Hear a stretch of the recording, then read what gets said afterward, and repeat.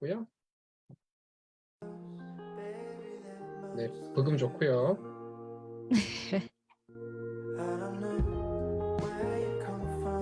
화면 공유 부탁드릴게요. 네.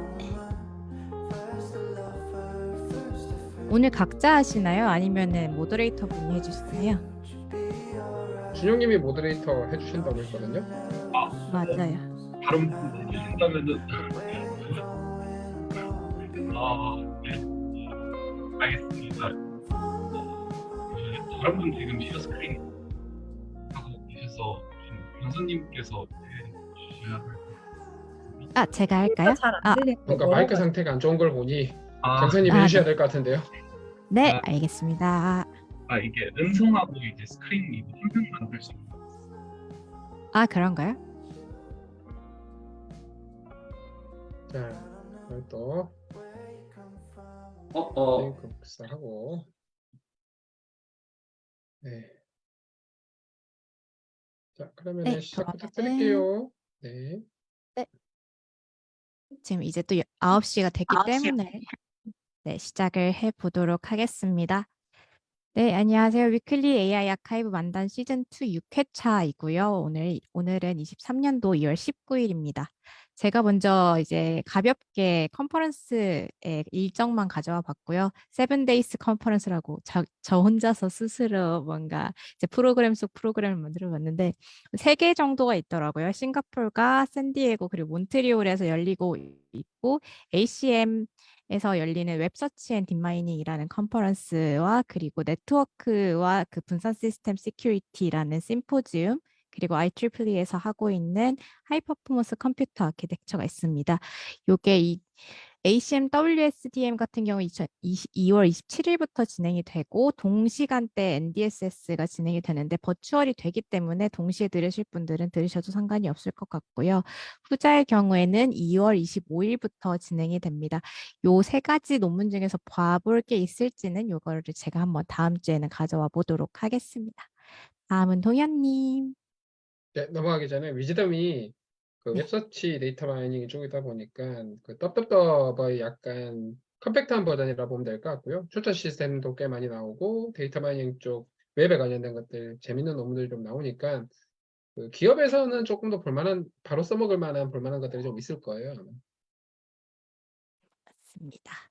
네, 다음은 동현님 해주시면 감사하겠습니다. 네, 네, 안녕하세요.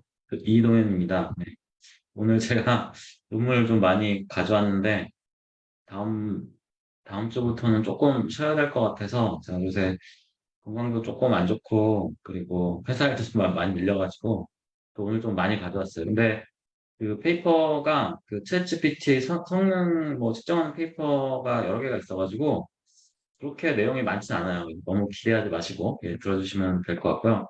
중간중간에 질문 있으시면 해도 되는데 그 라이브로 이게 대답하는 게 너무 심오한 질문 하시면은 조금 버벅거릴 수 있을 것 같습니다. 네. 그 점 양해해 주세요. 네. 첫 번째, 그러니까 제가 이제 그 페이퍼랑 이제 페이퍼가 아닌 거 두 개 나눠서 준비해 봤고요.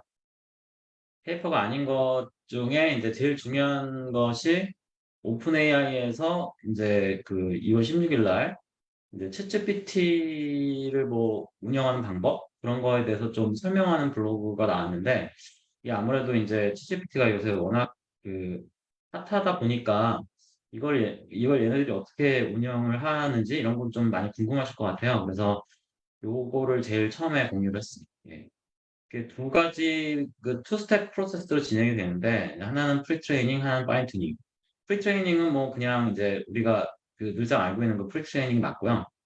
물론 이제 프리트레이닝 모델이 좋아야지 당연히 이제 모델 성능이 이제 좋아지는 건 당연한데 이거를 서비스화하기 위해서는 이제 파인 튜닝이 굉장히 중요하죠.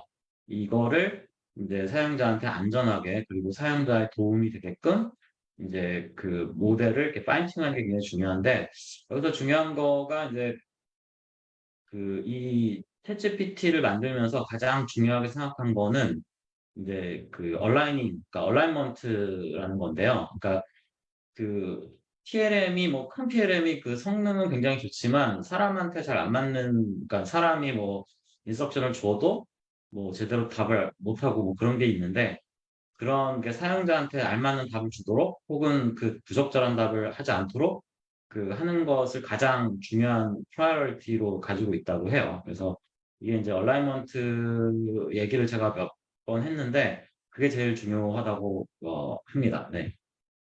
그래서 이제 이런 거를 위해서는 그 물론 이제 파인 튜닝 자체를 뭐 이렇게 성능을 높이고 뭐 그런 것도 중요하지만 어 이 랭귀지 모델이 어떤 대답을 해야 되고 어떻게 대답을 해야 되고 어떤 대답을 하면 안 되고 이런 거를 진짜 잘 정리를 해야 돼요. 그러니까 이거는 성능의 문제가 아니고 일종의 정책의 문제거든요. 그래서 이 그 리뷰어가 이제 지침을 주는 거죠. 지침을 잘 작성해 가지고 이거 찾아보니까 그 챗GPT의 지침 가이던스에 대한 어떤 다큐멘터도 얘네들이 공개를 했더라고요. 그래서 그 지침을 주고 근데 이제 이 지침이 완벽할 수가 없잖아요. 그래서 뭐 미래 사용자가 입력한 모든 입력을 예측할 수가 없기 때문에 이거를 이제 계속 그 피드백 루트를 계속 돌리는 거죠. 그래서 챗GPT 처음 나왔을 때 사람들이 막 그거 공격해 가지고 막 뭐 탈옥시키는 방법 이런 거 이제 막 그 알아내기도 했는데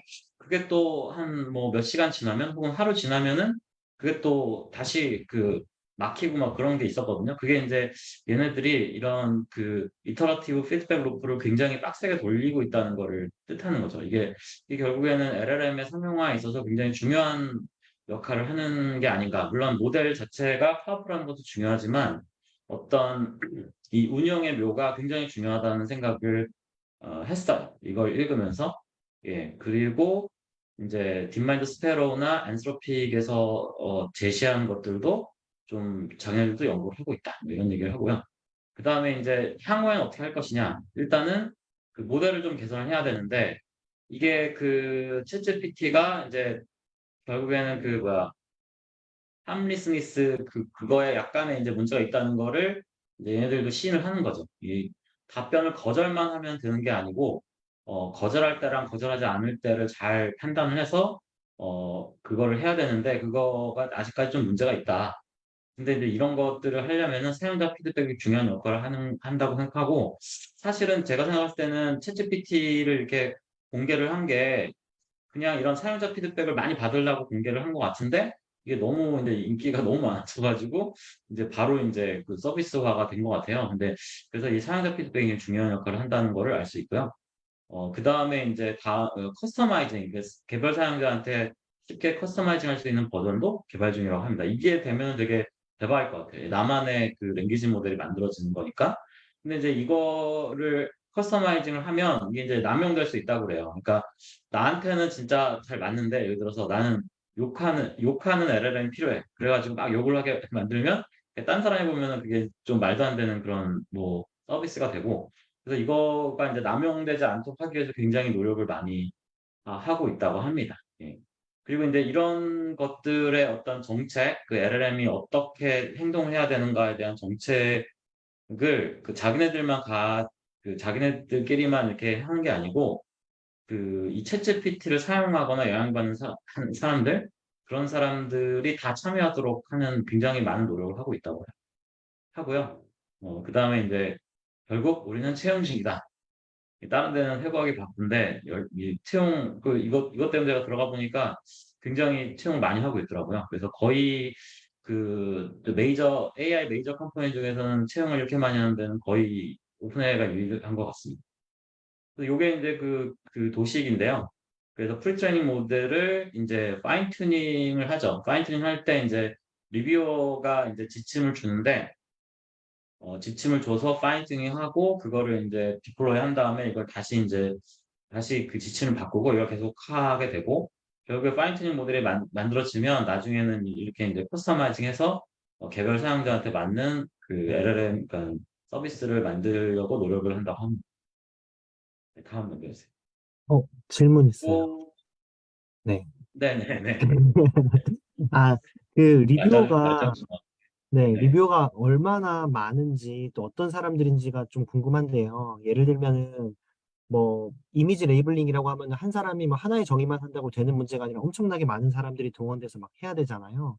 근데 한편으로는 이제 이 이 내추럴 랭귀지 자체를 어떻게 정책에 대해서 피드백을 준다는 것도 굉장히 좀 단순한 이미지 레이블링을 넘어서 고차원적인 일인 것 같은데, 그리고 사람마다도 의견이 네. 갈릴 것 같은데, 그래서 얼마나 전문성 있는 사람들이, 얼마나 많은 사람들이 해야 되는지, 뭐 이런 것들이 좀 궁금합니다. 또는 이게 블로그 글이 그렇게 자세하게 나온 건 아니라서 잘은 모르겠는데 그 리뷰어 그 진짜 그 리뷰어 자체는 그렇게 많을 것 같진 않아요. 뭐 근데 이제 그 사람들이 그 자기네들 생각으로만 하는 게 아니고 수많은 피드백을 받고 그리고 이제 그 그러니까 이해관계자들, 그러니까 뭐 정책 관계자들이나 이런 거 사람들까지 싹 다 그 의견을 수렴해가지고 이거를 정한다고 해요. 그래서 이거는 이제 리뷰어라는 거는 일종의 뭐 피드백을 주는 그 어노테이터는 아니고, 그러니까 가이드를 주는 거죠. 그러니까 이 가이드에 따라서 파인 튜닝을 해라. 그게 그 이건 뭐 제 추측이지만 리뷰어 자체는 얼마 없지만은 관계한 사람들은 굉장히 많을 것 같습니다. 대답이 되잖아요. 네. 그러면 이제 리뷰어 자체는 정책을 결정을 하고 가이드라인 같은 거 결정을 하고 이제 디버깅을 하는 이런 사람들은 따로 있다라는 말씀이시잖아요. 저는 디버깅을 하는 그렇게 이해했어요. 오노테이터. 예, 네. 근데 예, 그러면 만약에 이런 뭐 그때 아까 이제 뭐 정책이나 이런 것들이 뭐 좀 이렇게 굉장히 빠르게 업데이트 된다라고 말씀 주셨는데, 만약에 네. 그런 많은 어떤 디버깅이 필요한 사례 같은 것들이 있을 텐데 그것들을 즉각적으로 반영을 하려면은 뭐 바로 모델 업데이트를 할 수는 없을 텐데 어떤 방식으로 하고 있을까요? 글쎄요. 그게 되게 좀 놀라운 거거든요. 원래 이제 이런 거 나오면은 그 지침을 조금이라도 바꾸면은 이게 이제 그 파인튠 데이터셋, 그러니까 이 파인튠 데이터셋이 일종의 인스트럭션 튜닝 데이터셋이랑 비슷해요. 그러니까 인스트럭션 나오고 질문하고 이제 대답 나오고 그런 거를 근데 그게 데이터셋이 아주 많지는 않은데 그걸로 이제 파인 튜닝 하는 걸로 저는 추측을 하고 있고요. 왜냐하면은 얘네들이 그 아래를 쓰는 거는 이제 그 약간 제한적이라고 저는 생각하고 있기 때문에 그럼 그거를 빨리 그 데이터셋을 업데이트를 하면 되는데 그러더라도 사실은 이게 빨리 되기가 쉽지 않거든요. 뭐 예를 들어서 뭐 그냥 AI 회사에서 그런 이런 거 한다면 뭐 뭔가 정책이 바뀌었어. 그러면 데이터셋을 바꿔야 되는데 데이터셋 바꾸고 그다음에 그거 가지고 또 트레이닝하고 그럼 또 그걸 사람이 할 테니까 그게 자동화가 돼 있지 않으면은 몇 시간 만에 안 될 것 같거든요. 근데 얘네들은 그 몇 시간 만에 한 것 같아요. 그 루프를. 왜냐면은 이거는 뭐 이것도 추측이지만 사람들이 그때 챗GPT 처음 나왔을 때 이제 트위터에 라인에 자꾸 올라오는 게 이게 자기가 이거를 챗GPT 공격을 해가지고 뭔가 그 탈옥을 시켰다. 그러는데 몇 시간 있다가 보니까 이게 또 그게 안 되더라. 그런 얘기도 하거든요. 그러면은 그게 피드백 루프가 몇 시간 만에 된다는 건가? 그렇다면 진짜 놀라운 거죠. 그렇게 됐다는 거는 이제 얘네들이 이제 그 자동화 파이프라인을 정말 잘 만들어 놨다는 건데, 근데 진짜 그걸 만들어 놓은 건지 아니면은 그냥 사람들이 그냥 재빠르게 한 건데 그걸 우리가 그냥 그렇게 느끼는 건지는 잘 모르겠어요. 그거는 잘 모르죠. 오픈 AI의 과학자는. 근데 확실한 거는 그 이 오픈 AI가 이런 그 LLM, 그러니까 라지 랭귀지 모델의 그 상용화 혹은 이런 그 피드백 루프에 대해서 굉장히 발빠르게 대응을 하고 있다. 그거는 다른 회사에 비해서 훨씬 더 앞서 있다. 그거는 사실인 것 같은데 거기서 더 들어간 거는 모르겠어요. 그거는 그 공개를 안 하니까. 예, 예. 사실 RL 쓰는 것도 막 그 텍스트아비치 공공위도 막 다 RL 쓴다고 그 쓰는 것처럼 해놨다가 결국은 아니라고 했거든요. 그래서 이게 블랙박스가 생각보다 많습니다. 오픈 AI에 하는 거에. 네. 네. 이게 시간 많이 끌면 안 되니까 마지막 질문인데요. 그 네네네.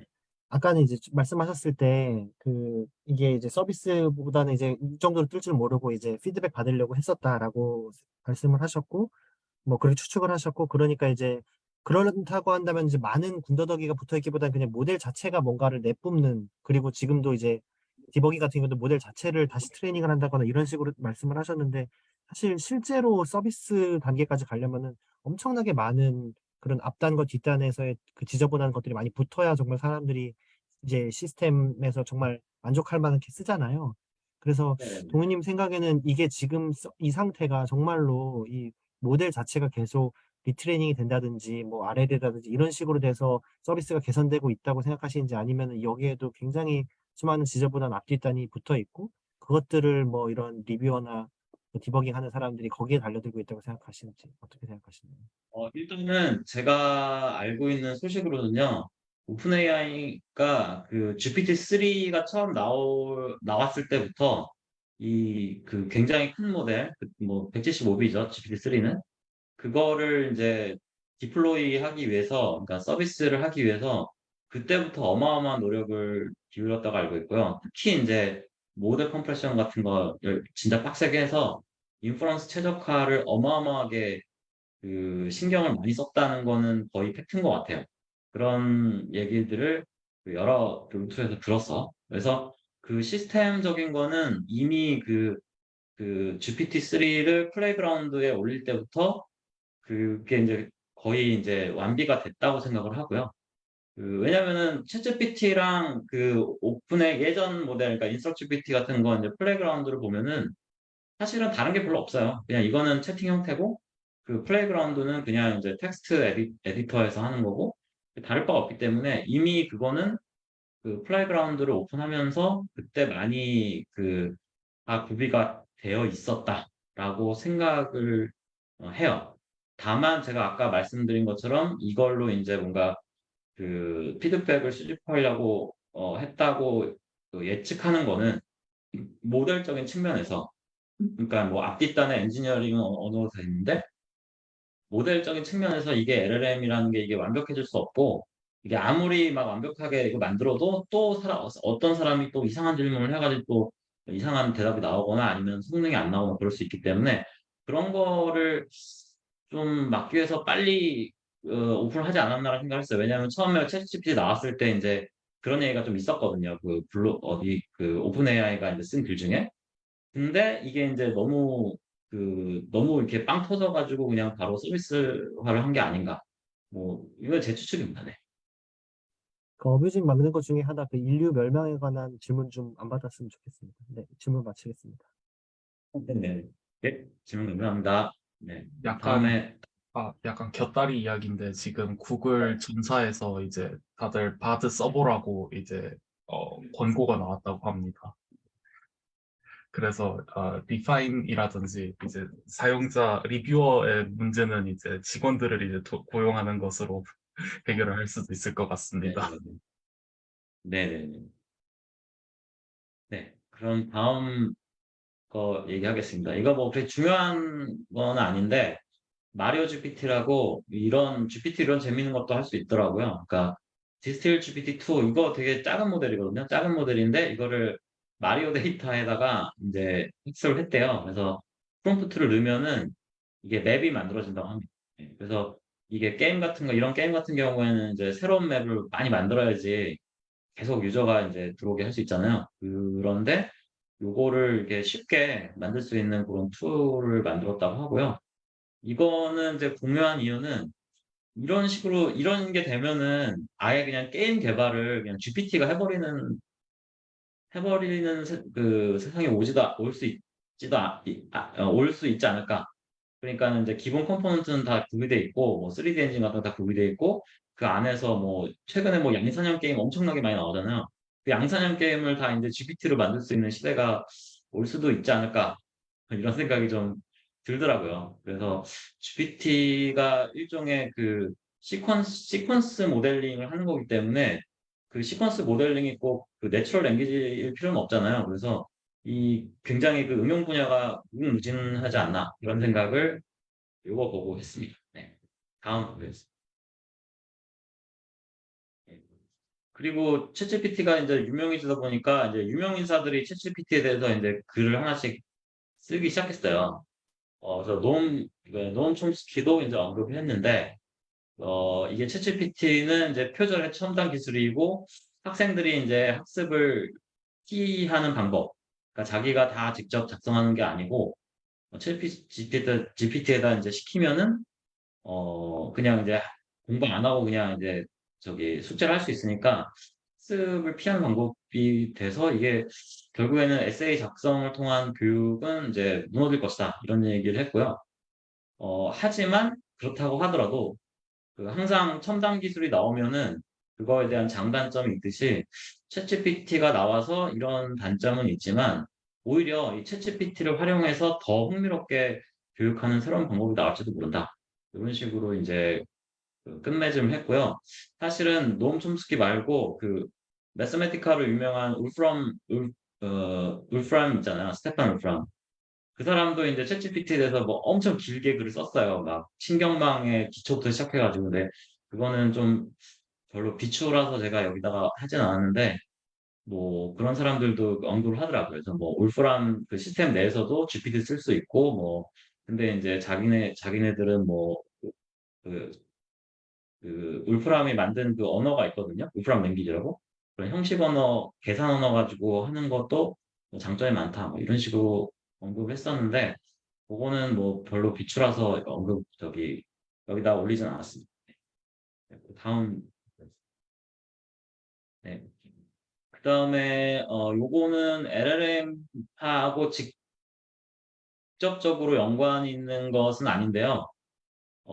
근데 최근에 그 본 것 중에서 좀 되게 인사이트풀 해가지고 이제 공유를 한 거거든요. 그러니까 그 셀비 레빈이 그 저기 유튜브 채널이 있어요. 거기에다가 자기 연구 주제 발표한 거를 계속 올리는데 결국 결론은 똑같아요. 결론 계속 그 동영상을 올리는데 결론은 자기가 연구하는 오프라인 RL이 결국에는 이제 새 지평을 열 것이다. 똑같은데 이번에 설명을 하는 게 좀 마음에 와닿더라고요. 그래서 어 되게 앱스트랙한 측면에서 설명을 했는데 딥러닝의 성공 사례가 두 가지가 있는데 하나는 이제 데이터에서부터 이제 러닝을 한 거. 그러니까 LLM이나 텍스트 이미지나 아니면 뭐 이미지 모델 이런 것들은 이제 데이터에서 패턴을 찾아가지고 그걸로 학습을 하게 되는데 이것이 지금 엄청나게 성공을 거두고 있고요. 그 다음에 또 다른 축은 이제 DRL이나 아니면 알파고 이런 것처럼 RL이죠. RL은 사실 데이터에서부터 학습한 게 아니고 어떤 인바이러먼트 혹은 시뮬레이터가 있고 그 시뮬레이터 안에서 이제 RL을 진짜 세게 열심히 돌려서 결국에는 그 최적의 스트래터지를 찾는 어, 그런 성공 사례가 두 가지가 있는데요. 이게 이 서튼 교수가 그 비러 레슨이라고 해서 이제 굉장히 유명한 글을 올렸는데 그 글에 이제 결국에는 스케일업을 할 수 있는 그 방법이 두 가지가 있다. 러닝이랑 서치. 그래서 러닝은 LLM이나 이미지 모델처럼 데이터에서부터 학습하는 걸 뜻하고 그 서치는 이제 그 RL, 그러니까 알파고나 이런 거를 뜻하는 거죠. 근데 세르게이 레빈이 얘기를 하는 거는 이런 옵티미제이션 없는 데이터. 그러니까 여기서 옵티미제이션이라는 거는 이제 그 어떤 알파고에서 이제 최적의 그 팔리시를 찾는 그런 걸 뜻하는데요.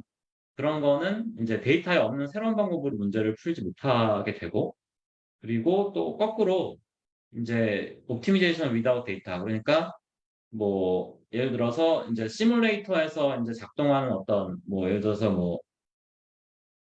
뭐 DRL이 예전에 뭐 게임에서 뭐 성공을 거뒀는데 그것들이 이제 실세계랑 좀 다르잖아요. 그래서 실세계 문제를 좀 풀기가 어려웠는데 그 세르게이 레빈이 얘기하는 거는 그러면은 그 데이터로부터 학습하고 거기에다가 이제 그 RL의 요소를 넣어서 넣어서 어떤 최적의 그런 팔리시를 찾는 그런 거를 결합하면 이 뭔가 예를 들어서 최근에 LLM이 성공적이었는데 거기에다 그런 요소를 더 넣으면은 더 크게 성공할 수 있지 않을까. 그리고 이게 예전에 제가 그 헌법 AI 그거 저번에 발표한 것도 있는데 그거랑 연관이 돼서 그러니까는 그 데이터에서부터 학습만 하면은 이제 데이터에 없는 새로운 방법으로 문제를 풀지 못하는데 실제로 그 인공지능은 데이터에 없는 새로운 방법도 뭔가 스스로 이렇게 학습을 해야 된다. 뭐 이런 좀 큰 포부를 갖고 있는 건데요. 근데 세르게이 레비는 이제 그게 오프라인 RL로 가능하다. 뭐 이렇게 얘기를 하고 있고요. 좀, 예, 내려주실래요? 예. 그래서 오프라인 RL은 이제 그냥 그 MLE 학습 같은 경우에 그냥 그 실제 그 트레젝터리를 그냥 이제 학습을 하게 되는데 오프라인 RL은 이제 그 여러 가지 그 실패한 그 트레젝터리가 있으면 거기서부터 최적의 어떤 트레젝터리를 찾아갈 수 있다는 뜻이에요. 그러니까 이거를 이제 그 LLM 입장에서 얘기를 하면은 그 LLM에서 이제 그 프리트레인 코퍼스의 그 수많은 그런 문장이 있는데 그 각각은 좀 그 퀄리티가 좀 안 좋다 하더라도 그걸로 학습하면은 정말 퀄리티 높은 문장을 뭐 말할 수 있는 그런 방법이다. 오프라인 RL 이렇게 얘기를 하고 있고요. 이게 이제 사실 그 RL 좀 공부하신 분들은 알 수 있는데 스티칭이라고 얘기를 해요. 스티칭이 뭐냐면 이게 요런 사례에서부터 이제 좋은 거 뽑아내고 또 다른 사례에서부터 좋은 거 뽑아내고 그거를 다 붙이면은 결국에는 이제 서브옵티멀한 데이터에서부터 굉장히 옵티멀한 그런 폴리시를 찾을 수 있다는 얘기인데 그래서 이제 이거를 이제 가져온 이유는 그러니까는 그 LLM에서 RL을 써야 되냐 말아야 되냐 이게 말이 많잖아요. 예, 저도 그것 때문에 뭐 여러 가지로 뭐 생각한 적도 있고 그런데 결국에는 이제 그 세르게이 레빈이 얘기하는 거는 필요하다는 거죠. 그러니까 LLM이 무지하게 많은 데이터로 학습을 해서 어느 정도 성능이 나오긴 했지만 그걸로 좀 부족하다. 그리고 그거 기반 하에서 뭔가 그 RL 같은 거를 적용을 해서 좀 더 최적의 어떤 그 LLM을 뽑아낼 수 있다. 그러면 그렇게 하면 데이터에서부터 이렇게 얻어낼 수 없는 새로운 능력이 그 emerge 할 수 있다. 뭐 그렇게 얘기를 하고 있습니다. 하지만 오프라인 RL은 좀 문제도 많아요. 문제도 많아서 이거를 꼭 다 믿을 수는 없고 근데 방향성으로서는 되게 좋은 방향성인 것 같아서 한번 공유했습니다. 질문 있어서 카메라 켰는데요. 네. 일단 이게 오프라인 RL이다라고 하는 게 역시나 이게 왜 이렇게 되는지는 잘 모르겠고 본인이 하고 있으니까 그런 건가 이런 생각도 좀 들고. 근데 네. 그러니까 데이터로 했을 때 만약에 그곳에 대해서 이제 충분하지 않다면은 사실 그 주변에 데이터를 게더링하는 게 사실 RL을 돌리는 것보다 훨씬 더 쌀 수가 있잖아요. 그래서 정말 아, 좋은 오프라인 질문이에요. 네, RL이 정말 정답인가 네. 궁금합니다. 아, 좋은 질문인데 당연히 그런 생각이 들죠. 왜냐하면은 데이터를 훨씬 더 많이 게더링하면 더 좋은 모델을 만들 수 있으니까. 근데 여기에서 말하는 이제 이 옵티미제이션, 그러니까는 이제 그 RL을 활용한 어떤 폴리시 서치의 그 어떤 의미가 뭐냐면 그 데이터에서부터 얻을 수 없는 것까지 얘가 그 성능 혹은 기능을 향상시킬 수 있다라는 얘기예요. 그러니까 그 사람을 뛰어넘는 그런 AI를 만들려면 사람에서부터 얻은 데이터로는 불충분하다는 거죠. 그거를 그냥 따라가는 것만. 그래서 그 코퍼스 같은 거는 전부 다 사람이 이렇게 얘기한 거잖아요. 근데 그거에서부터 학습만 해가지고 거기서 패턴만 찾으면 그 사람의 그 퍼포먼스를 뛰어넘기는 어렵다. 뭐 그런 얘기인데 그러면 그 사람의 퍼포먼스를 뛰어넘으려면 그 데이터를 증거로 삼아서 그 기반으로 해서 그 안에서 뭔가 이렇게 그 최적 폴리시를 또 이렇게 찾아내는 과정이 필요하다는 거고요. 그런 식으로 얘가 계속 그 서로 그 스스로 이렇게 학습을 해서 그 사람을 뛰어넘어야 된다.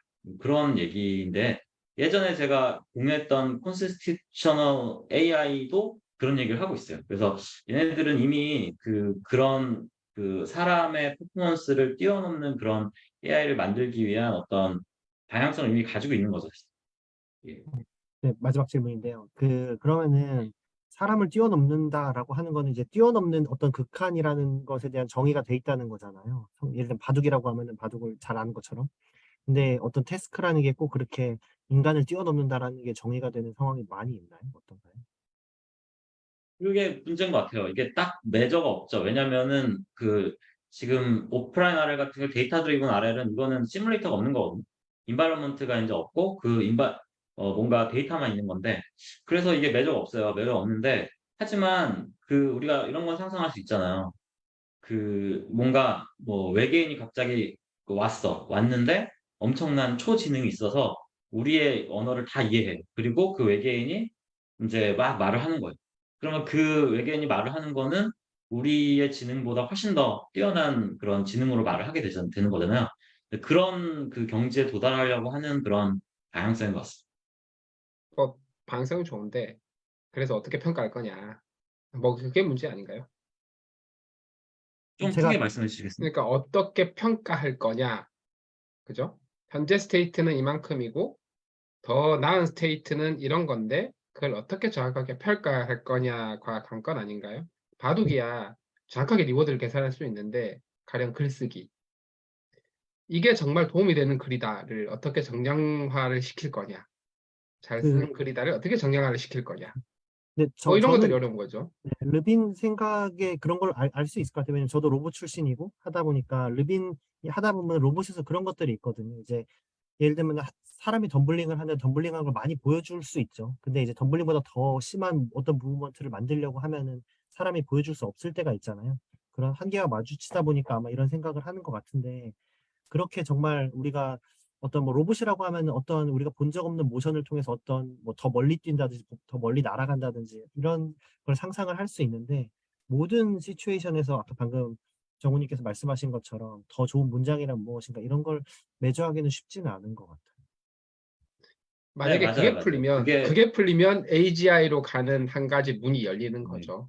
예. 네, 맞아요. 그게 문제긴 하고, 근데 그 예를 들어서 알파제로처럼 서로 대결해서 이긴다, 뭐 이런 컨셉이 들어가면 예를 들어 사람하고 말싸움했는데 이겼다. 그러면은 뭔가 그 절대 매저는 없어도 상대적인 매저는 있을 수 있는데 근데 이게 좀 애매한 부분이 있어요. 그래서 오프라인 R 같은 경우도 이게 이게 여기 보면은 제일 중요한 단어가 get order from chaos거든요. 그러니까 서브옵티멀한 데이터가 막 있어도 거기서부터 뭔가 옵티멀한 그런 그 트레젝터리 혹은 제너레이션을 찾을 수 있다는 건데 근데 이게 그 실제로 오프라인 R을 하는 거 페이퍼 같은 걸 보면은 이 트레젝터리마다 다 리워드가 있거든요. 근데 실제로 LLM은 그 리워드 없이 그냥 학습을 하잖아요. 그래서 이게 뭐 get order from chaos 하면 굉장히 이런 그 좋은 개념이 있나? 이런 생각이 들 수 있는데 아직까지는 좀 여러 가지 정의가 안 된 것도 있고, 오픈 프로블럼인 것 같아요. 예, 근데 다양성 자체는 굉장히 좀 중요하다고 생각을 하고, 예전에 이제 constitutional AI 페이퍼 같은 경우에는 그 방향성을 이제 그 원칙으로 주자는 거였죠. 그러니까 원칙으로 주면 LLM이 이 원칙을 이해할 수 있으니까 그 원칙을 따라서 스스로 이렇게 향상이 될 수 있지 않을까라고 질문을 하는 거고요. 그래서 그, 이거는 네, 오픈 프로블럼이지만 네, 네. 네, 말씀하세요. constitutional AI는 뭐 동의님도 말했지만 약간 우리 윤리 세이프티는 그래도 크리티어를 어느 정도 정할 수가 있거든요. 방향성도 정할 수 있을 것 같고. 근데 그 나머지 삼라만상 같은 경우는 좀 애매함이 확실히 좀 있죠. 예. 그런 것들이 좀 어려운 것 같아요. 그러니까 이거 저도 약간의 모순을 느낀 게 인간이 할 수 없는 혹은 이제 그것을 뛰어넘겠다라고 하는 창조의 영역으로 들어가는데 창조의 영역에 들어간 것에 대한 매조는 클로즈돼 있다라고 하는 것이 뭔가 좀 어려운 얘기인 것 같아요. 네, 이거 많은 그런 문제가 남아 있지만 그래도 좀 이런 생각을 할 수 있다는 게 좀 대단한 것 같습니다. 여기 뭐 미국의 연구자들이. 그러면 시간 계산 다음으로 넘어가겠습니다. 네. 네. 이 논문은 뭐 많이 가져왔는데 대부분 좀 최신 LLM에 대한 성능 평가를 좀 가져왔어요. 이제 왜 그러냐면 이게 영구적으로는 그렇게 중요하진 않은데 챗GPT가 이제 뜨면서 사람들이 이제 이런 거를 잘 활용하고 싶어 하잖아요. 그러면 이제 이게 성능이 어떻게 되는지 좀 궁금할 거 아니에요? 물론 챗GPT의 장점은 사실 이런 태스크 성능이 아니고 사람한테 잘 이렇게 맞춰서 대답할 수 있다는 거지만 그래도 그거를 이제 업무에 활용하려면 이게 성능이 얼마 되는지 요약을 해주긴 해주는데 얼마나 잘하는지 이런 게 좀 중요하기 때문에 성능 평가 논문이 좀 요새 쏟아지고 있는 것 같고요. 그래서 몇 가지 공유를 해드리겠습니다. 네. 네, 첫 번째는 이제 서머리제이션에 대한 그런 성능 평가인데 어, 요거는 챗GPT는 없고 그리고 GPT-3나 아니면 인스트럭트-GPT 시리즈만 평가를 했고요. 네, 보시면은 그 프리랜서 작가랑 성능이 비슷해요. 심지어 조금 더 높죠. 그래서 요약 성능은 거의 지금 휴먼 레벨이랑 거의 비슷하다고 볼 수 있고요. 이 정도면 뭐 그냥 저기 상용화해서 써도 뭐 충분한 정도죠. 근데 이제 이게 실제로 그 데이터셋에 있는 그 그라운드 트루스가 퀄리티가 안 좋아요, 이게. 저도 예전에 요약 한번 돌려봤는데 굉장히 퀄리티가 안 좋아서 이 퀄리티 안 좋은 거 가지고 뭐 루즈 스코어 재느니 뭐 그게 저는 좀 의미가 없는 것 같은데 그래서 이제 이 논문에서는 이제 작가들한테 부탁해가지고 하이 퀄리티 서머리를 받아왔다고 합니다. 근데도 재밌는 게 이게 뭐 그냥 최종 성능은 비슷하다고 해도 이 양상은 좀 다른데요. 그 프리랜서 작가들 같은 경우에는 센텐스 리덕션 혹은 센텐스 콤비네이션, 어, 패러프레이징 이런 것들을 이제 많이 하는 거죠. 근데 GPT 같은 경우에는 그런 것들이 좀 적어요. 적고 카피가 많습니다. 그러니까 이게 요약이 잘 되기만 하면은 그 본문에 있는 거를 잘 카피해서 쓴다는 거예요. 그래서 어떻게 보면은 최종 성능은 비슷할 수 있지만 실제로 우리가 이제 글쓰기 같은 거 할 때 웬만하면은 이제 앞에 문단 같은 거 이렇게 그대로 카피하지 말라고 그런 얘기 많이 하잖아요. 그래서 아직까지 또 이런 부분은 또 인간이 하는 거에 비해서 좀 다르지 않나 뭐 이런 생각이 좀 들었고요. 좀 내려주시길 바랍니다. 근데 여기서 좀 재미있는 거는 큐리도 좀 잘해요. 큐리가 이제 6.7B 모델인데 이게 뭐 그 모델 사이즈가 뭐 크다고 막 엄청나게 성능이 막 뛰는 건 아니고 큐리 모델도 생각보다 잘하고 대신에 이제 인스트럭션 모델이 잘한다. 그냥 GPT-3 PLM보다.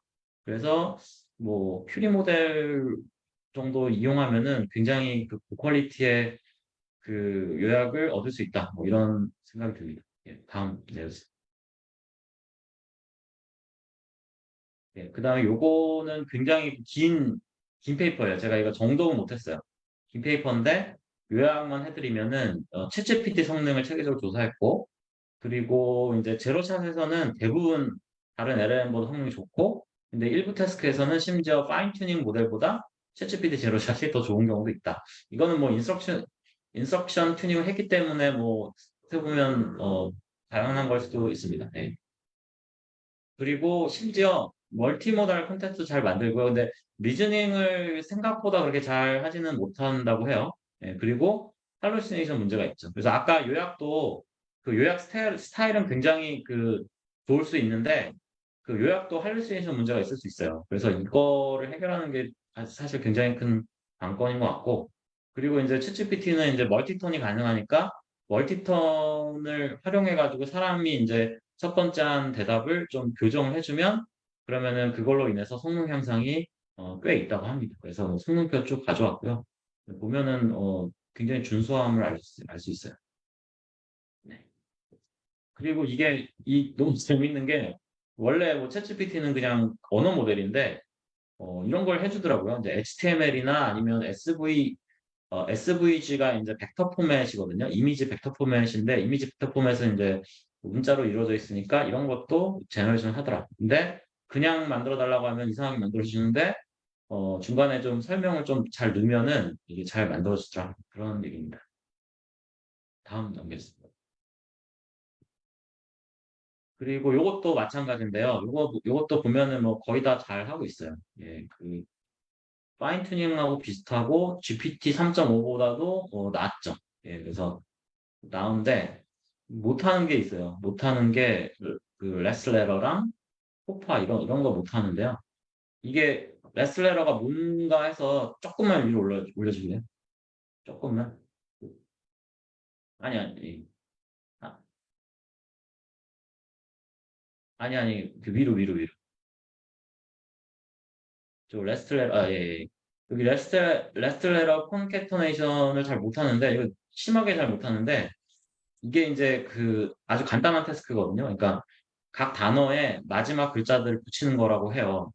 이거 제가 아주 자세히 조사하지 못해서 정확히 이건지는 좀 더 봐야 되는데 하여튼 이런 간단한 심볼릭 리즈닝 같은 거를 잘 못한다고 하고요.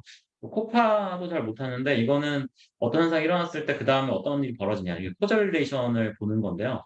이게 그 LLM이 커절 릴레이션을 잘 이해하지 못하는 걸로 좀 유명하죠. 그래서 뭐 커절 랭귀지 모델 같은 걸 만들어야 된다 뭐 이런 얘기도 있는데 그런 것들을 좀 잘 못한다고 합니다. 예. 다음 문제였습니다. 그래서 레스트레러 같은 경우는 아예 못하더라고요. 아예. 그 위에 보시면 알겠지만. 예, 다음 논문은 엔스로픽에서 또 새로운 논문이 나왔어요. 이거는 뭐 아주 복잡한 논문은 아니고요. 이게 언어 모델이 그 스스로 도덕적이 될 수 있도록 스스로 교정할 수 있는가. 이게 이제 그 전에 페이퍼 Constitutional AI랑 좀 맞물리는 웍인데 그 이전 웍도 사람이 피드백을 주는 게 아니고 AI가 스스로 피드백을 줘가지고 이제 스스로 교정하는 그런 논문이었잖아요. 그리고 그것도 이제 그 톡식 레스판스를 좀 줄이는 함플리스니스를 타겟으로 한 그런 논문이었는데 이것도 비슷하죠. 그러니까 이게 언어 모델이 도덕적으로 행동하도록 스스로 교정할 수 있는지를 아주 간단하게 알아봤는데 그게 이제 그냥 프롬프팅만 해도 어느 정도 된다는 얘기예요. 근데 여기서 그 재밌는 포인트가 뭐냐면 보통 모델 사이즈가 커지면은 일반적으로 더 함풀해집니다. 그러니까 무슨 얘기냐면 모델 사이즈가 더 커지면은 얘가 톡식 그 레스판스를 내놓을 확률이 더 커져요.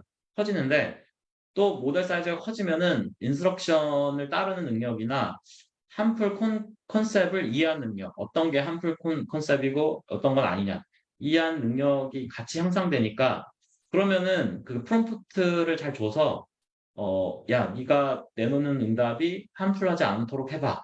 라고 이렇게 그 인스트럭션을 주면 어떻게 될 것인가. 그래서 실험을 해봤더니 결국에는 22B 정도가 넘으면은 이제 이런 능력이 이제 나온다고 해요. 그래서 요거는 이제 위에 거는 그 프롬프트를 얘기하는 건데, 그러니까는 뭐 그 중간에 이런 걸 삽입하는 거죠. Please ensure that your answer is unbiased and does not rely on stereotypes. 이런 걸 넣어주거나 아니면 COT는 뭐 요거를 이제 COT 스타일로 한번 그 이렇게 생성하도록 하게 하는 건데요. 요걸 하면은 그 어떻게 되냐면 얘가 스스로 이제 교정한 능력이 좀 있다는 얘기예요. 그래서 요 그래프가 재밌는 게 아래 그래프가 좀 재밌는 게 그 파라미터가 그러니까 모델 사이즈가 작으면은 아예 함풀 콘텐츠가 잘 안 나와요. 안 나오는데 어느 순간부터 얘가 이제 모델 사이즈가 커지면 그 함풀 콘텐츠가 막 나오기 시작합니다. 아 이거는 바이어스구나. 죄송합니다. 이건 바이어스인데 막 바이어스된 문장이 막 나와요. 막 나오는데 여기에다가 이제 이런 프롬프팅, 네가 이 언바이어스드하게 대답을 해라. 프롬프팅을 하면은 이게 줄어드는데 이게 또 모델 사이즈가 어중간하면 이거를 좀 잘 못 알아들을 거 아니에요. 그 인스트럭션을 잘 이해를 못하니까. 그래서 이제 여전히 함플 콘텐츠가 나오지만 그 모델이 더 커져가지고 얘가 이제 그 이런 프롬프트, 그러니까 언바이어스하게 대답하라는 프롬프트를 이해하게 되면 이제 다시 이게 이제 줄어든다는 얘기예요. 예, 그래서 이게 그 재미있는 스케일링 플랫인데 모델 사이즈에 따라서 이게 올라갔다 내려가는 재미있는 플랫인데 어쨌든 모델 사이즈가 어느 이상 크면 스스로 도덕적이도록 이거를 이제 교정할 수 있다. 뭐 이런 얘기입니다. 뭐 여기서는 뭐 RLCF 스텝에 죄송합니다. RLCF 스텝에 대해서도 이제 조사를 했는데 뭐 이거는 크게 중요한 것 같잖아요. 그냥 엔솔픽이 이제 RLCF 열심히 하니까 그냥 RLCF도 필요하다 뭐 이렇게 얘기했는데요. 그래프 보면은 뭐 그렇게 뭐 필요한 것 같지는 않아요. 제가 볼 때는. 네. 네, 다음. 그 다음에는 아이고, 시간이 많이 지났네요. 죄송합니다. 빨리빨리 하겠습니다. 네, 다음에는 이제 그 RLCF를 좀 대체하는 그런 노력들 그런 거를 가져왔는데 이거 아주 간단해요. 그러니까 그 휴먼 피드백을 얻으면은 그 A, B, C, D 순으로 이제 사람이 그 순위를 매기거든요. 순위를 매겨서 이걸 가지고 이제 리워드 모델을 학습한 다음에 그걸로 RL, PPO 같은 걸로 이제 LLM을 학습하는 게 이제 RLHF의 과정인데 그러지 말고 그냥 이거를 조금만 그 아래로 내려주실래요?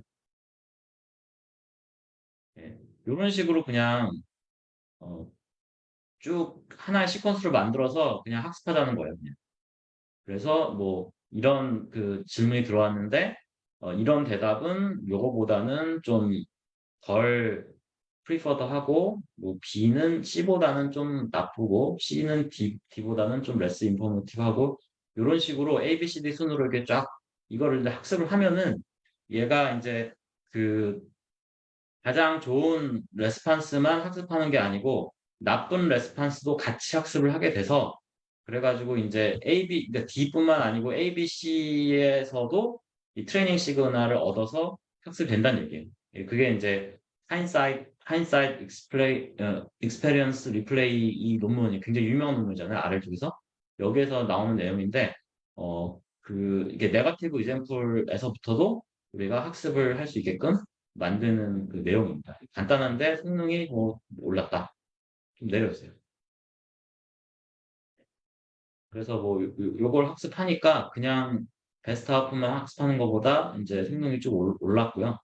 그리고 이제 요거는 이제 A/B 테스트인데 A/B 테스트를 해도 이게 이제 훨씬 좋다는 거를 알 수 있어요. 그래서 저렇게 간단하게도 학습을 할 수 있다.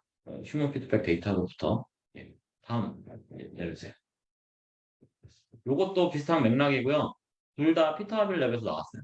피터빌 랩에서 나왔는데 RSF가 되게 그러니까 인상적인데 RL 학습이 너무 복잡하죠. 복잡해서 요거를 좀 간단하게 요거는 위에 거보다는 좀 복잡하지만 좀 더 간단하게 해보자 해가지고 일단 인스트럭션이 나와 있고 그리고 쿼리가 있으면은 그거에서부터 이제 롤아웃을 얻는데 롤아웃이라는 건 별게 아니고 랭귀지 모델에다가 이거 인스트럭션과 쿼리 넣으면은 이제 제너레이션 되잖아요. 그 샘플들을 그냥 모으는 거예요. 샘플들을 모아서 모은 거 가지고 이제 학습을 하는데 학습할 때 만약에 이제 이 샘플이 이제 아웃풋인데 아웃풋이 맞을 수도 있고 안 맞을 수도 있잖아요. 이거는 이제 정답이 있을 경우에만 이걸로 할 수 있는데요.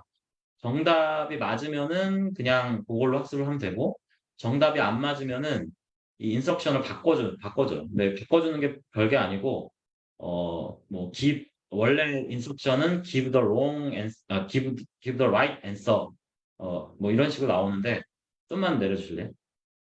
예. 예, 여기 보면은 원래는 이제 요런 그런 인스트럭션이면은 근데 만약에 LLM이 생성을 했는데 그게 만약에 답이 틀리면 인스트럭션을 이렇게 바꿔준다는 거예요. generate a wrong answer. 그러면 이게 무슨 의미가 있냐? 이거 무슨 의미가 있냐면 이 답은 틀렸다는 거를 이제 모델한테 가르쳐 주는 건데 그게 이제 하인사이트 학습의 핵심이거든요. 그러니까 wrong answer로부터도 이제 배운다는 거예요. 그러니까 이게 wrong answer라는 거를 이제 LLM한테 가르쳐 주는 거고요. 뭐 여기에다가 뭐 몇 가지 테크닉들을 추가를 하면은 뭐 성능이 좀 많이 향상된다고 그래요. 그래서 이거 빅벤치에서도 성능이 좀 꽤 좋아진 거를 알 수가 있고요. 뭐 그렇습니다. 근데 이게 여러 가지로 이제 RL을 그냥 쓰는 거에 비해서 굉장히 이점이 많아요. 이제 RLHF 해보면은 굉장히 힘든 점이 많거든요. 힘든 점이 많은 게 일단 밸류 펑션도 만들어야지, 리워드 모델 트레이닝 해야지, 뭐 RL 학습하려면 또 PPO 돌려야지 굉장히 복잡합니다. 예. 심지어 거기다가 KL 페널티까지 있어요. 이거는 뭐 어쨌든 이런 것들 없이도 다 가능하다 이런 얘기입니다. 다음 넘겨주세요. 네. 예, 그 다음에 이거 되게 재밌는 논문이거든요. 이거 굉장히 실용적이고 요거는 서민준 교수님이 들어간 논문인데 리트리버 어그먼티드 LM이 이제 굉장히 많이 나왔죠. 굉장히 많이 나왔는데 이게 대부분의 논문들이 LM을 이제 트레이닝하는 거였죠. 그러니까 리트리버를 활용해서 LM을 같이 트레이닝하는 거였는데 여기서는 거꾸로 왜냐하면 요새 큰 LM들은 이거를 학습할 수가 없잖아요. GPT-3나 뭐 그런 것들은 이제 API로만 제공이 되니까 학습할 수가 없어서 이거를 그냥 얼려놓고 이거를 바꿀 수 없으니까 리트리버를 이 LM에 맞춰보자. 뭐 그런 얘기예요. 그런 얘기입니다. 내려주세요. 그래서 일단은 이제 리트리버를 학습하지 않고 쓰는 방법은 아주 간단해요. 이거는 뭐 그냥 리트리버 한 거를 가지고 질문에다가 리트리버 한 거를 붙여가지고 그냥 LM에다 넣는 건데, 다만 이제 그 랭스 리밋이 있기 때문에 그 리트리버 된 도큐먼트가 굉장히 많으면은 그 리밋에서 넘어가잖아요. 넘어가니까 그거를 도큐먼트를 하나하나씩 잘라서 LM을 다 돌린 다음에 거기서 나오는 이제 next token probability를 이제 에버러징을 해가지고 그 다음 이제 단어를 예측한다는 내용인데요. 굉장히 간단한 내용인데 이렇게 해도 성능이 잘 나온다. 예, 근데 그러면은 리트리버는 어떻게 그 학습을 하느냐? 뭐 내려주세요. 내려주세요. 예, 리트리버를 학습하는 방법은 그 리트리버로부터 이제 여러 가지 다큐멘트가 나오잖아요. 그러니까 다큐멘트가 여러 가지가 나오면은 그것들의 어떤 스코어가 있을 거잖아요. 그래서 스코어를 노멀리제이션 하면은 리트리버 라이클리후드가 나오고요. 그리고 그 각각 다큐멘트를 LM에다 넣었을 때 그 정답을 맞출 확률이 또 나오잖아요. 그럼 이거 두 개를 이제 일치시키는 거죠. KL 다이버넌스를 미니미제이션해서 일치시키면 결국에는 좋은 리트리버라는 건 뭐냐면 LM이 정답을 잘 맞추게 하는 리트리버이기 때문에 이 두 개가 맞도록 이 리트리버를 학습을 하면 리트리버가 좀 더 LM에 맞춰서 학습이 돼서 최종 그 아웃풋이 정답이 될 확률이 높아진다고 합니다. 네, 내려주세요. 네, 수업 중에 딴짓하지 마시고요. 네. 예. 그래서, 이게 되게 인상적인 건 뭐냐면 되게 간단한 그런 방법인데도 불구하고 GPT-3 175B의 랭귀지 모델링이 이걸로 인해서, 향상이 꽤 많이 된다고 합니다. 그리고 심지어, 5샷 MMLU는 태스크잖아요.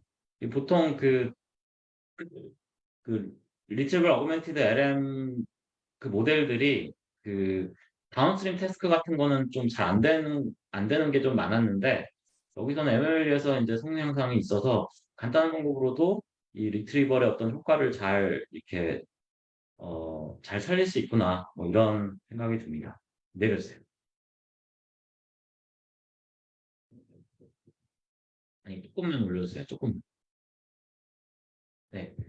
그 그래서 요게 왜 그러냐 그러면 이게 이제 그 레어 엔티티를 이제 리트리버에서부터 이제 그 도움 받을 수 있다. 그러니까는 그 LLM이 그 롱테일 난리지에 약하다는 논문이 있거든요. 그러니까 자주 나오는 그런 엔티티나 아니면 난리지는 그 학습이 굉장히 잘 되는데 한 번 나온 거, 그럼 진짜 중요도가 낮은 그런 엔티티나 어떤 난리지는 잘 학습이 안 된다는 게 좀 알려져 있어요. 그래서 그런 이제 롱테일 그런 것들도 그런 난리지도 잘 살리려면은 이런 리트리버를 이용하면 그 리트리버에서는 이제 그 문서 그대로 나오니까 그거를 이제 끌어다가 이제 LM에다가 집어넣어주면은 이런 것들도 잘 될 수 있다고 합니다.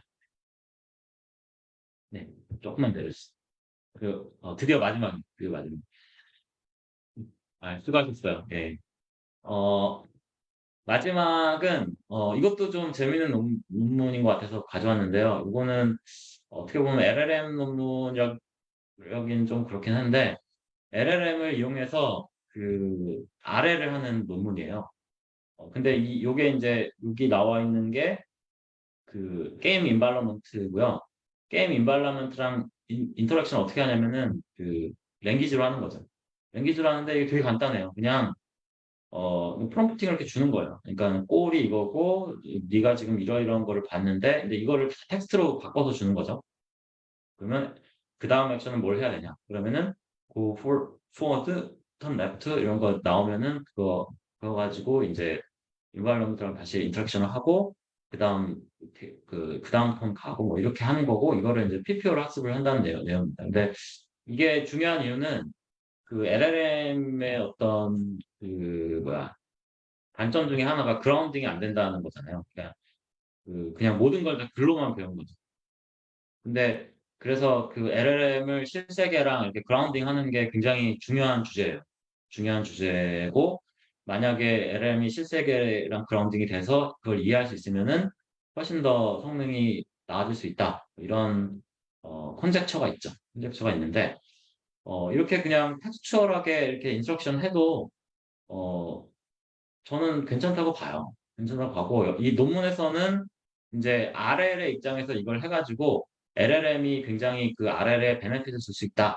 뭐 이런 얘기를 하고 있는데, 특히 이제 그 뉴 태스크나 뉴 오브젝트의 이제 제너럴리제이션이 잘 되죠. 잘 되는데, 근데 저는 좀 이걸 보고, 그러면 이 그라운딩을 통해서 LLM의 일반 성능이 향상되면 더 대박일 것 같거든요. 그러니까 예를 들어서 그 LLM이 잘 못하는 것 중에 이제 스페셜 리즈닝, 이거 제가 저번 시간에 이제 챗GPT가 스페셜 리즈닝 잘 못한다고 이제 뭐 예제를 들어드렸는데, 만약에 이제 이런 그런 그 인발로먼트를 잘 꾸민 다음에 그거 가지고 계속 LLM이 그 인발로먼트랑 인터랙션을 하게 해서 학습을 하면, 그러면 이제 LLM의 스페셜 리즈닝을 잘 할 수 있게 할 수 있을 것이냐. 이런 거가 좀 더 재밌을 것 같은데, 논문에서는 뭐 그것까지는 이제 보지 못했어요. 네, 여기까지, 예, 끝났습니다, 여러분. 일어나세요. 오셨습니다. 동현님께서 이제 이번 그 6회차를 기점으로 해서 살짝 방학을 가지신다고 하시는데요. 네, 그 가지시기 전에 긴 수업을 해주고 가주셨습니다. 빨리 돌아오시기를 바라면서 다음은 준영님 해주시면 될 것 같아요. 아, 네. 일단 동현님 다시 감사드리고요. 많이 양이 엄청났지만 약간 소화기에서 물을 마시는 네, 많은 도움 됐습니다. 그래서 사실 이것도 이제 조금 전에 나온 얘기랑 어느 정도 연관성이 있는데, 드디어 이 AI들이 쓴 책이 나왔습니다. 예스24에서 지금 15,300원에 이제 판매되고 있는데요. 어, 삶의 목적을 찾는 이제 45가지 방법이라는 책, 제목이고요. 글은 이제 챗 GPT가 썼고, 역자는 이제 네이버의 이 파파고가 이제 번역을 했고, 그 다음에 일러스트레이션 같은 경우에는 이제 셔터스톡 AI에서 이제 마련을 해 주었다고 합니다. 그래서 이제 이미 책이 나왔고, 이제 사실 이 프런트 사진이 이제 대부분이긴 한데, 심지어 맞춤법까지 이제 전부 다 AI가 다 나왔고, 그런 거를 보면은, 이제 조금만 있으면은 이제 자기계발 서적이라든지, 이런 것들도 전부 다, AI들이 이제 작성을 하고, 예전에 제가 롤달 책 중에서 이제 소설들은 이제 전부 다 알고 보니까 AI들이 써놓은 세상이 되는 이제 그런 책이 있었는데, 이거 진짜로 그런 세상이 한 걸음씩 다가오고 있는 것을 느끼고 있습니다. 그래서 이제 책 커버에도 나와 있지만 이제 사실 그 책 자체가 이제 아무래도 이제 휴먼 에포트가 상대적으로 덜 들었기 때문에 꽤 저렴한 편이기도 한데 어, 이 현재 이제 튀르키예 이제 지진 피해 성금으로 이제 사용되고 있다고 하니 사실 저도 아직 구매를 해보진 않았지만 어, 이 역사적인 이 책을 한번 구매를 해 보신다면은 그래도 이제 이 인공지능이 이 인간 사회로 이제 스며들어오는 이 첫걸음에 좀 기여를 해볼 수 있지 않을까라고 생각이 됩니다. 네. 좀 껴들어 보면은, 근데 진짜 이거 딱 보니까 그 목차 좀 한번 봐주시겠어요? 너무, 너무 좋아서. 이제까지 정말 얼마나 많은 사람들이 똑같은 얘기를 반복적으로 자기 개발서에 썼나. 이 모든 이야기들이 다, 이 중에서 7가지를 정하면 이제 우리가 살아가면서 목적을 찾는 7가지 방법이 되고, 여러 가지 책이 나올 수 있지 않나 싶어서, 자기 개발 서적은 서머라이제이션 하나로 충분하다. 이런 생각이 좀 아, 드네요. 일단 그 평점이 6.0이라는 게 너무 좀 충격적이고요. 아니, 근데 이거 평점 6.0이에요, 지금. 예, 제가 보니까. 이 정도면은 거의 약간 코란 같은 느낌의 뭔가 자기계발서 서적에 서머라이제이션 나올 것 물음표를. 근데 이게 리뷰어 2명밖에 없어서 그런 것 같긴 해요. 근데 이제 어떤 분은 챗GPT로 어차피 이제 볼 수 있는데 왜 굳이 책까지 사야 되냐 하시는 분도 있어서 그것도 맞는 소리 같다. 아, 뭐 프롬프트만 넣으면 하고 똑같이 싶다. 나와주는 거 아니에요? 네. 그 프롬프트 맞추는 것에 이 일을 대신해 주는 것 같기는 한데 저도 사실 퀄리티가 이제 매우 좋을 것 같지는 않은데, 그래도 아무래도 이제 다들 아시다시피 챗 GPT가 한국어 할 줄 알긴 아는데, 시간도 오래 걸리고, 이제 퀄리티가 썩 좋지 않아서, 이제 영어로 쓰고, 파파고로 번역을 하고, 심지어 그림까지 이제 AI가 다 만들어 셔터스톡 맞춤법은 어떤 AI를 썼는지 얘기를 안 해줬는데 아마 이제 파파고가 잘 해주지 않았을까 싶습니다. 저 파파고 엔터프라이즈 버전 쓰셔야 할 것 같은데 썼나 모르겠네요. 아마 그 15,300원에 이제 다 포함이 되어 있지 않았을까 싶네요. 네, 혹시 여기 대학원 얘기가 나온다면 제 책을 베긴 거니까. 아, 네. 어쨌든 이 새로운 세상의 이 개막이 아닐까. 이 첫걸음은 원래 좀 네, 웃길 수 있지만 좀 노벨티가 이제 되게 커서 제가 있는 톡방들 중에서 이제 심지어 AI 관련 톡방이 아니었는데도 다들 공유하고 있길래 나와가지고 이제 공유를 해드렸습니다. 한국어로는 이제 처음인 것 같네요. 그래서 오늘 제가 공유드린 논문은요, 사실 딱 하나인데요. 이 하나가 이제 되게 중요한 페이퍼인 것 같습니다. 지금 위클리 제가 랩ML이나 이런 데서 페이퍼 랭킹에서 이미 1위를 가고 있고요. 제목은 이제 Symbolic Discovery of Optimization Algorithm이라고 해서 구글 리서치에서 수천 대의 TPU를 사용을 해서 이제 새로운 이제 옵티마이저 알고리즘을 개발을 했습니다. 그래서 이제 딥러닝 특히 트랜스포머 쪽에서는 아담 W 옵티마이저가 이제 가장 많이 사용이 되고 실제로 이제 페이스북이나 이제 트위터에서 보면은 이제 아담이 메사야라고 이제 다들 찬양하는 이제 짤까지 돌아다닐 정도로 이제 아담 옵티마이저를 이제 많이 사용을 하는데요. 이제 전에도 나온 이야기처럼 이제 아담 옵티마이저 같은 경우에는 이제 SGD에 비해서 이제 베타 1, 베타 2 그리고 이제 웨이트 디케이 그런 세 가지 파라미터가 이제 포함이 되기 때문에 아무래도 이제 모델 메모리를 더 많이 사용할 수밖에 없고 그 다음에 이제 SGD에 비해서 이제 상대적으로 더 느릴 수밖에 없습니다. 그래서 제 아래 사진에 이제 알고리즘 1이 이제 아담 W고 이게 알고리즘 2가 이번에 새로 제시된 이제 라이언 옵티마이저라는 이제 모델입니다. 그래서 이제 되게 독특한 방식을 사용을 하는데요. 그레디언트를 구하고 이제 템포러리 버퍼를 구하는데 그 템포러리 버퍼의 값을 쓰는 게 아니라 단순히 사인을 씁니다. 그래서 그 사인을 넣어서 그 다음에 러닝 레이트와 이제 웨이트 디케이를 이제 곱해주는 방식을 쓰고 그거를 통해서 이제 새로운 모델을 이제 업데이트를 하는 방식을 쓰고 있고요. 이거를 통해서 저자들에 의하면은 한 20% 정도의 이제 스피드업을 구하고 그다음에 메모리도 이제 좀 절약을 할 수가 있다고 합니다.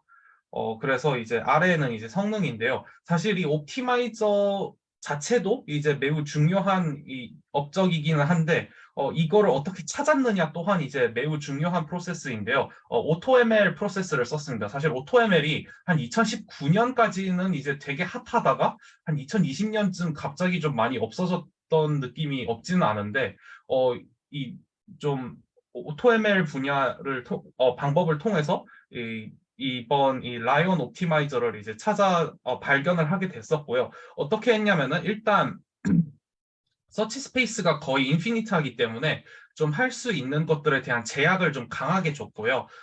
이 사실 페이퍼 전체를 다 올릴 수는 없어서 이제 올리지 못했는데, 그러니까 우리가 일반적으로 딥러닝에서는 이제 텐서 혹은 어레이에다가 이제 오퍼레이션 전체를 어플라이 하는데 뭐 사인, 코사인, 로그 2 플러스 1, 뭐 그런 이제 오퍼레이터들을 이제 정의를 하고 그 오퍼레이터들을 이제 시퀀스 단위로 이제 혼합하는 방식을 적용을 함으로써 이 이볼루셔너리 알고리즘을 이제 만들었습니다. 이제 이볼루셔너리 알고리즘이라는 것은 이제 자연에서 있는 이 자연 선택의 방법을 유사하게 따라한 것인데요. 이 시퀀스에서 이 뮤테이션을 이제 매 차례마다 만들고 그거를 이제 태스크에 이제 적용을 했을 때 그 퍼포먼스에 따라서 이제 그게 새로운 이 자손 그러니까 그거에서 유래한 또 다른 이제 뮤테이션을 만들어서 그거를 카피를 할지 아니면은 그거는 이제 사멸을 시킬지를 적용을 하는 방식을 활용을 했는데요. 그렇게 이제 매우 매우 많은 숫자의 TPU를 이제 활용을 해서 이 알고리즘 살짝 윗부분에 보시면은 이제 그래프가 있는데요.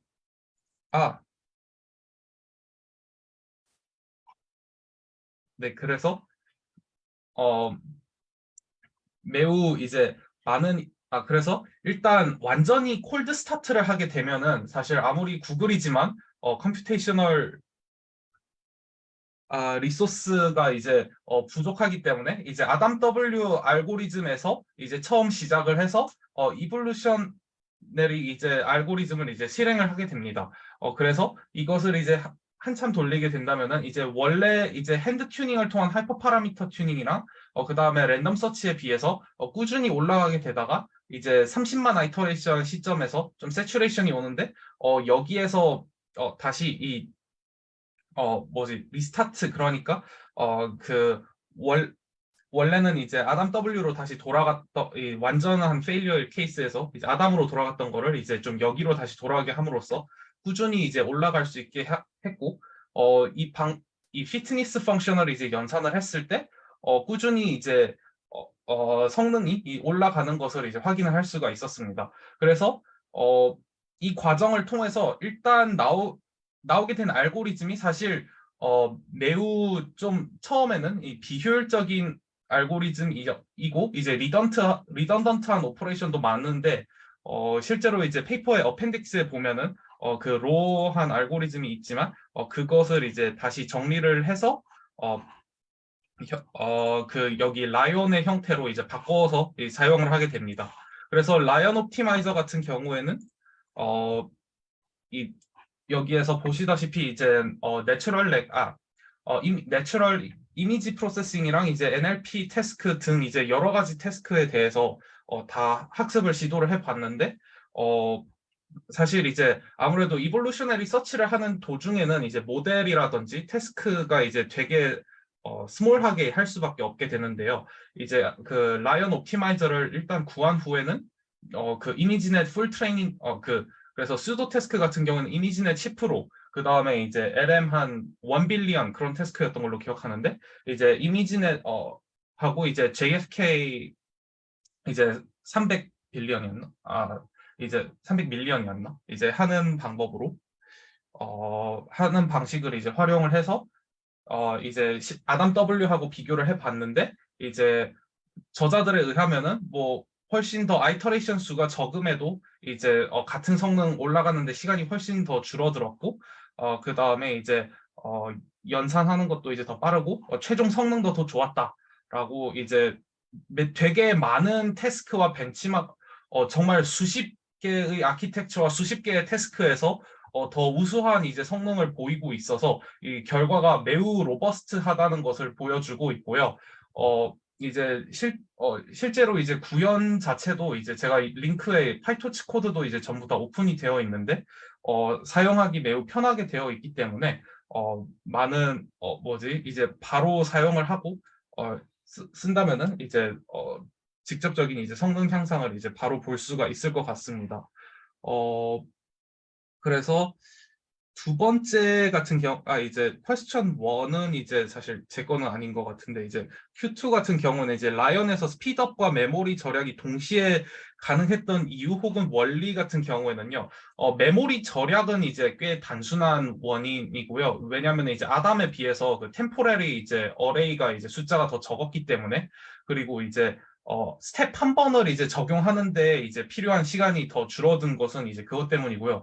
사실 이게 왜 더 적은 아이터레이션 숫자를 가졌음에도 더 빨리 되느냐에 대해서는 사실 저자들도 이제 추측밖에 할 수가 없었는데 사실 그 사인을 이제 그 사인에서만 넣어주더라도 사실 그 값을 사용하지 않더라도 이제 충분한 정보를 담고 노이즈를 이제 포함시켜 줌으로써 이제 옵티마이제이션을 조금 더 제너럴하게 만드는 것이 아닌가라고 이제 저자들은 추측을 하고 있습니다. 사실 이제 막 나온 논문이기 때문에 이제 라이언 옵티마이저를 이제 해체를 해서 분석하는 논문들이 이제 곧 매우 많이 나오게 될 것 같은데요.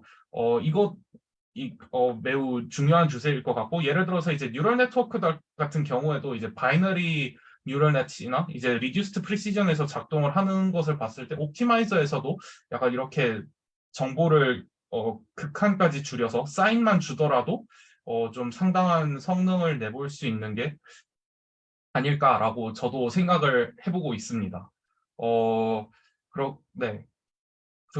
그렇게 해서 여기 코드를 이제 보시면은요, 텐서플로우 버전, 잭스 버전, 파이토치 버전 전부 다 있고, 그 다음에, 심지어 이제 빠르게 다들 번역을 시작을 해서 이제 트라이턴으로 최적화된 버전까지 이미 다 있기 때문에, 다들 이제 많이 참조해 보시고, 이제 실험에서 사용을 해 보신다면은, 많은 도움이 될 것 같습니다. 네, 이걸로, 네, 그리고 러닝 레이트라든지 이제 러닝 레이트는 이제 한 10분의 1 정도로 사용을 하는 것을 이제 저자들이 권장을 합니다. 이제 아무래도 사인이 워낙 1, 마이너스 1, 0 그렇게 좀 값이 크다 보니 일반적으로 쓰는 것보다 크기 때문에 그렇다고 주장을 하고요.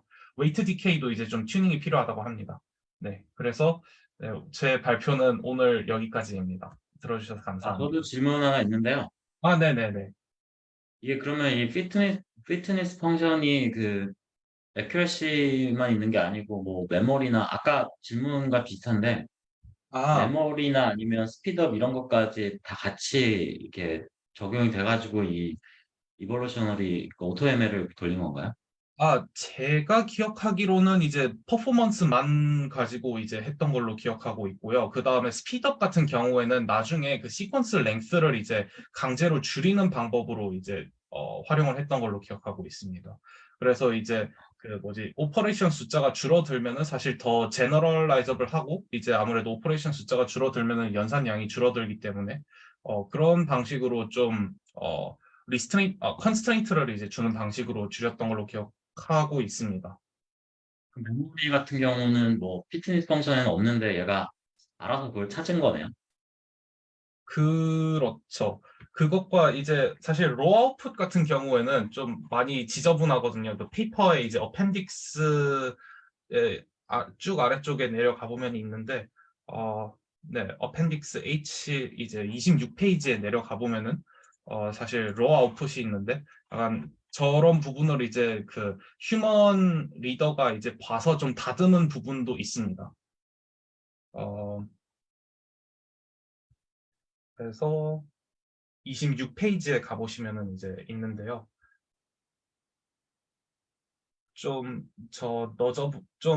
네, 코드가 상당히 이제 지저분하게 이제 사실 그 이볼루셔너리 프로세스 끝났을 때는 좀 이렇게 좀 지저분하게 나온 부분도 없지 않았는데 이거를 이제 마지막에 이제 휴먼 레이터가 이거를 좀 리던던트한 오퍼레이션 같은 거를 이제 삭제를 한다든지 그 좀 간결하게 만든다든지 그런 부분도 있었습니다.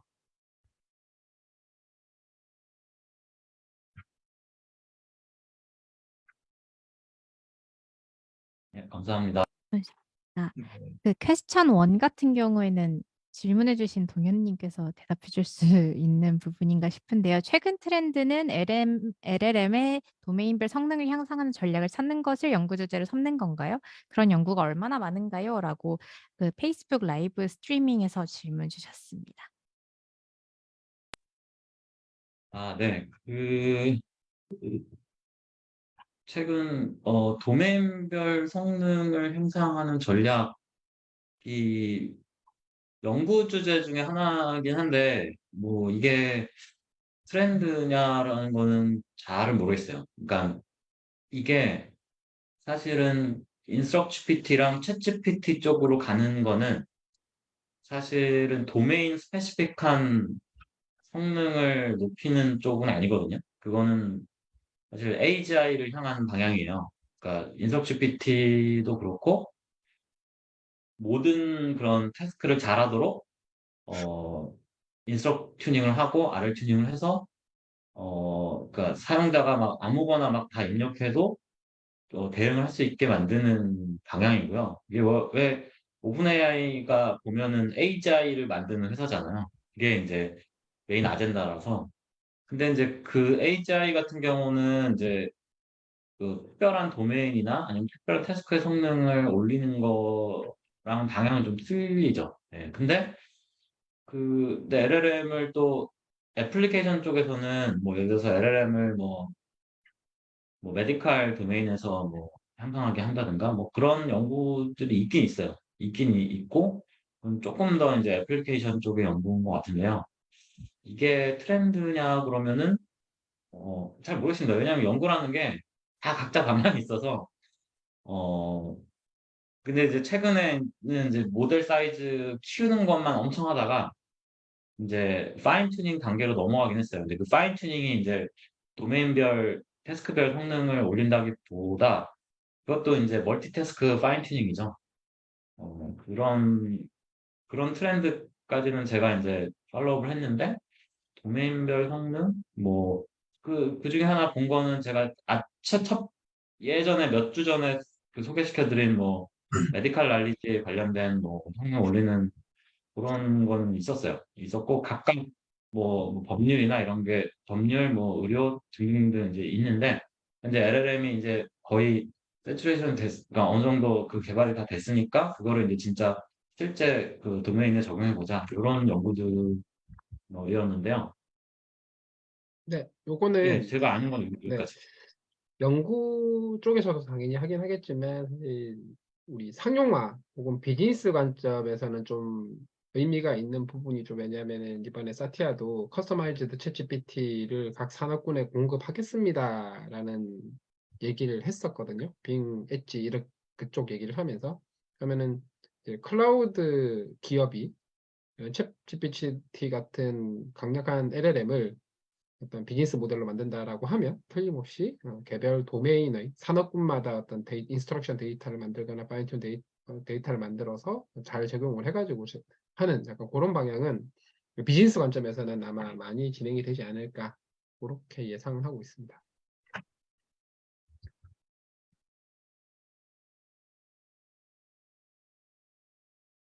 다른 질문 또 있나요?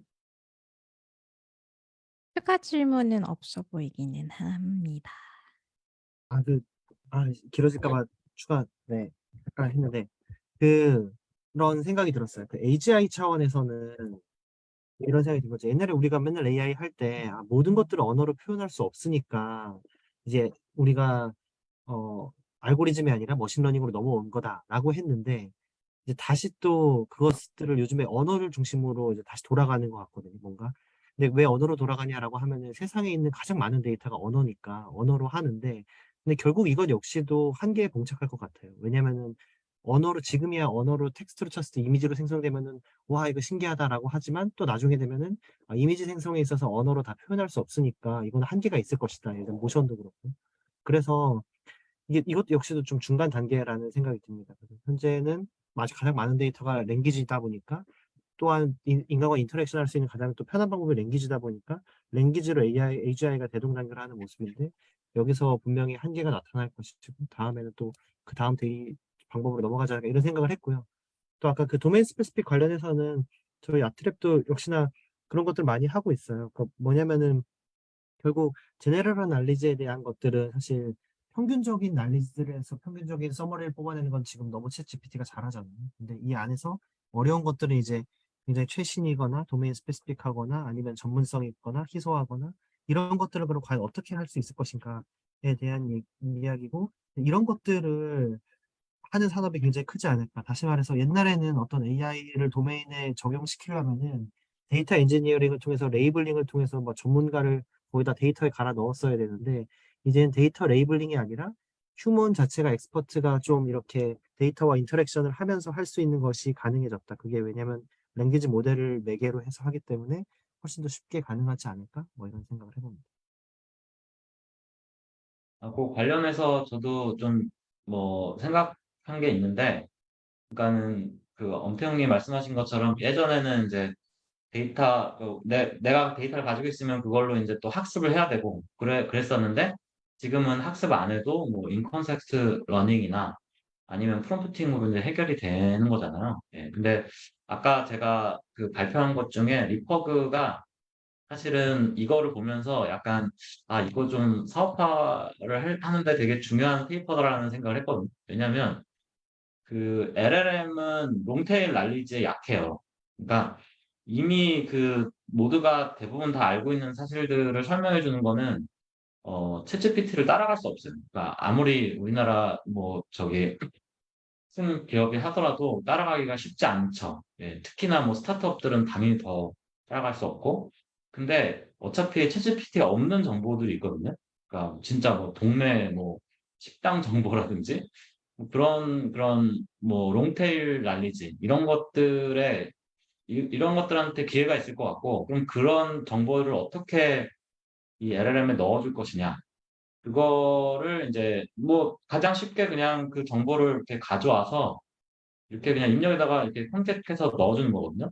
근데 이제 그런 거를 이제 아까 그 논문에서 그 LLM은 그냥 그러니까 픽스 시키고 그 리트리버를 잘 이렇게 학습하거나 그래서 그런 그 롱테일 날리지 혹은 리테일한 정보들을 이렇게 딱 껴넣을 수 있으면은 거기에서 또 새로운 기회가 생기지 않을까. 그래서 뭐 우리 동네 식당 정보를 딱 꿰고 있는 어떤 챗GPT라든가 뭐 그런 생각을 좀 많이 했습니다. 네, 그래서 저희 역시도 어떤 엑스퍼트를 만들면서 뭔가 메모리가 따로 있어야 된다고 생각이 들었어요. 더 제너럴이 있으면 사실은 거기 캐시가 있듯이 캐시 안에는 정말 우리가 필요로 하는 리센트하고 이제 그런 난리들이 들어있으면 뭐 그렇게 되지 않을까 싶습니다.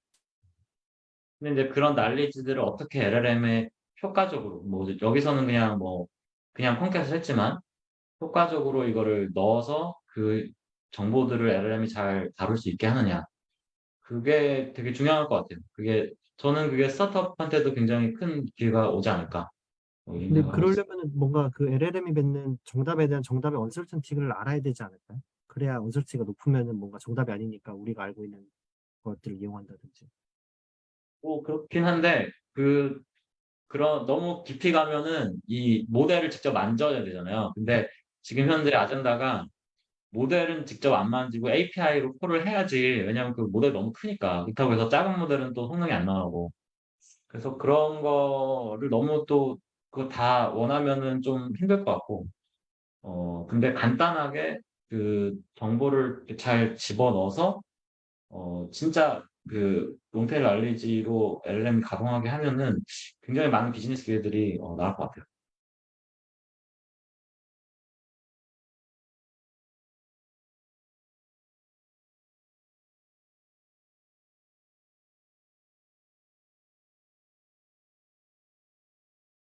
네. 그럼 뭐 여기까지 해도 되지 않을까요? 네.